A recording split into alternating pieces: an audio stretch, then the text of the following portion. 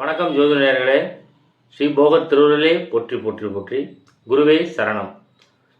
ரிஷப ராசி நேயர்களுக்கு திருமண காலம் எப்பொழுது அப்படிங்கிறது தான் இந்த வீடியோவுடைய இது. இந்த ரிஷப ராசி நேயர்கள் அப்படிங்கிறது இங்க ரிஷபன் சுக்கிரன் ஆட்சி பலம் வருவார். உங்க ராசிநாதன் சுக்கிரன் குருவுக்கு அடுத்தபடியாக முழு சுபர் அப்படின்னு சொல்லக்கூடியவர் தான் இந்த சுக்கிரன். இந்த சுக்கிரன் ராசிநாதன் வீட்டிலேயே ஆட்சி பலம் பெற்றிருந்தால் மாளவ யோகம் அப்படிங்கிற யோகத்தை பெறுவாங்க. மாளவ யோகம் அப்படிங்கிற என்ன யோகம் அப்படின்னா கலைத்துறையில ஈடுபாடுகள் கொண்டவர்கள் அர்த்தம். இந்த சுக்கிரன் வலிமையாக இருந்தால் எந்த ஒரு தடையும் இல்லாமல் வாழ்க்கையில் நிம்மதியான சூழல்கள்ல அவங்க வாழக்கூடிய தன்மையை பெறுவார்கள். இந்த ரிஷப ராசி நாயகர்கள் இந்த இடத்துல கார்த்திகை நட்சத்திரம், ரோகிணி நட்சத்திரம் முழுமையா இருக்கும்.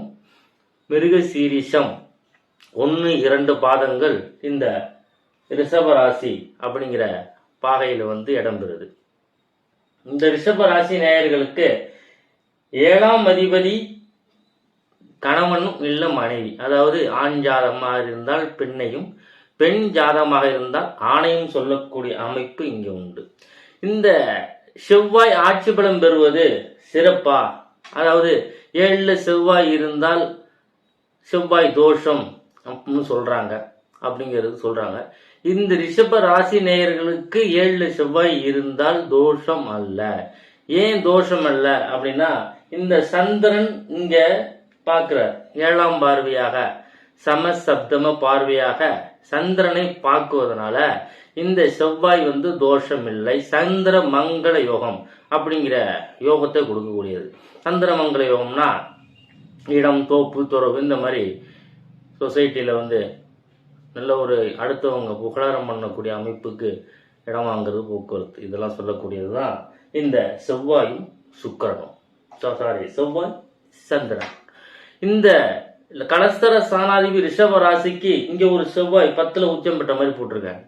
இப்ப 10ல் 9ஆம் இடம் அப்படிங்கிற இடத்துல போட்டிருக்கேன். இந்த 9ஆம் இடம் அப்படிங்கிறது செவ்வாய் பலம் பெறுது ருஷ யோகம் அப்படிங்கிற யோகத்தை சொல்லக்கூடியது செவ்வாய். ருஷ யோகம்னா அதிக இடம் வாங்குறது, கணவனாக இருந்தாலும் மனைவியாக இருந்தாலும் நன்மையை பெறக்கூடிய அமைப்பு தான் இந்த ருஷ யோகம் செவ்வாய். 2வது இதே ரிஷபராசி கலசர ஸ்தானாதி செவ்வாய் சிம்மத்துல போட்டிருக்காங்க. சிம்மம் அப்படிங்கிறது செவ்வாய்க்கு ரொம்ப நட்பு வீடு. ஒரு அரண்மனையில ராஜாவுக்கு கீழே மந்திரி இருக்கிற மாதிரி ஒரு அமைப்பு தான் இந்த சிம்மத்துல உள்ள செவ்வாய். இந்த 3 இடத்தை தவிர வேற எங்கு இந்த கலஸ்தர ஸ்தானாதிபதி செவ்வாய் இருந்தாலும் திருமண வாழ்வில் நிம்மதியான சூழலை அடைய முடியாது. இதே இருக்கு அப்படின்னு ஒரு அமைப்பு இருந்தால் ஒரு குருவோட சேர்ந்து இருக்கலாம், இல்ல சுக்கிரனோட சேர்ந்து ஒரு இடத்துல இருந்தால் செவ்வாய் திருமண காலங்களுக்கு பிறகு எந்த பாதகத்தையும் தரமாட்டார்கள். அப்படி கொடுத்தால் அப்படின்னா அவர் செவ்வாய் கெட்டு போயிட்டார், கலசர ஸ்தானாதிபதி கெட்டு போயிட்டார், திருமண வாழ்க்கையில நிம்மதி இல்லை, கணவனோட நான் பிரிந்து வாழ்றேன், இந்த மாதிரி அமைப்புகள்லாம் இது சொல்லப்பட நிலை ஏற்பட்டுவிடும். சரி, இந்த ரிஷபராசி நேயர்களுக்கு எந்தெந்த வயதில் திருமணம் அப்படிங்கிறத சொல்றேன்.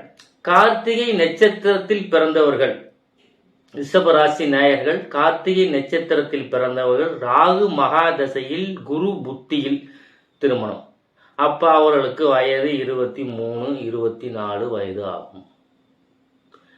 ரோகிணி நட்சத்திரத்தில் பிறந்தவர்கள் ராகு மகாதசையில் சுக்கிர புத்தியில் திருமணம். அதேபோல் மிருக சீரிச நட்சத்திரத்தில் பிறந்தவர்கள் ராகு மகாதசையில் குரு புத்தியில் திருமணம். இந்த திருமண காலங்கள் வயது இதுதான். ஒவ்வொரு நட்சத்திரமும் 25, 26 இந்த அமைப்புக்குள்ள திருமணங்கள் நடந்து முடியும். இதுதான் ரிஷபராசி நேயர்களுக்கு திருமண காலங்கள். எனக்கு 27 ஆயிட்டு 30 ஆயிடுச்சு அப்படின்னா, திருமணம் ஆகலை அப்படின்னா, அப்ப கலஸ்தர ஸ்தானாதிபதி பாதிக்கப்பட்டிருக்கார். யாரு? செவ்வாய். இந்த செவ்வாய் பாதிக்கப்பட்டிருந்தால் திருமணம், இளமையில் திருமணம் நடக்காது. அதாவது ஒரு கோடு முடிஞ்சிச்சு, அதாவது 26, 25 இந்த டைமிங்ல ரிஷபராசினியர்களும் திருமணம் முடியும். இதை விட்டுட்டா கலசர ஸ்தானாதிபதி பாதிக்கப்பட்டிருக்கார் அப்படிங்கிறத நம்ம எடுத்துக்கலாம், ஜாதகத்தில் நம்ம எடுத்துக்கலாம். அதனால இந்த ஜாதகத்தை பொறுத்த வரைக்கும் இந்த திருமணம் லேட் ஆயிடுச்சு அப்படின்னு சொல்லக்கூடியவர்கள் ஜாதகம் இருந்து இதை பார்த்து 30 வயசாயிடுச்சு திருமணம் பண்ணால் வெற்றிலை பரிகாரம் வீடியோ போட்டிருக்கேன். ஒவ்வொரு நட்சத்திரம் வெத்தலை பரிகாரம் ஒவ்வொரு ராசிக்கு எந்தெந்த கோயிலை செய்யணும், அதை நீங்கள் அந்த லிங்க்கு ஸ்ரீ போகர் செந்தில் அப்படின்னு நீங்கள் அதை எடுத்துக்கிட்டிங்கன்னா, அந்த லிங்க் எடுத்துக்கிட்டிங்கன்னா அதில் ஆண் வெத்தலை பெண் வெத்தலை பரிகாரம் போட்டிருக்கேன். அதை பார்த்து நீங்கள் பயனடைங்க.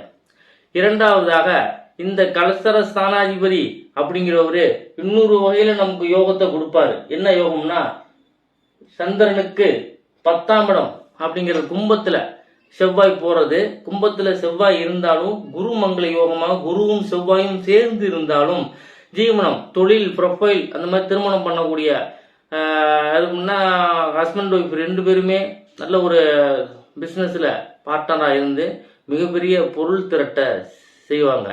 இதுதான் இந்த குருமங்கள யோகம் 10ல் உட்கார்ந்துருக்கிறது. இதே குருமங்கலம் இதே செவ்வாய் 11ல் உட்கார்ந்துருக்கிறது. இதெல்லாம் எந்த ஒரு தோஷங்களும் அடிப்படாது. லாபத்தில் எத்தனை கிரகங்கள் ஏறினாலும் பலன்களை கொடுத்தாகணுங்கிறது சட்டம்.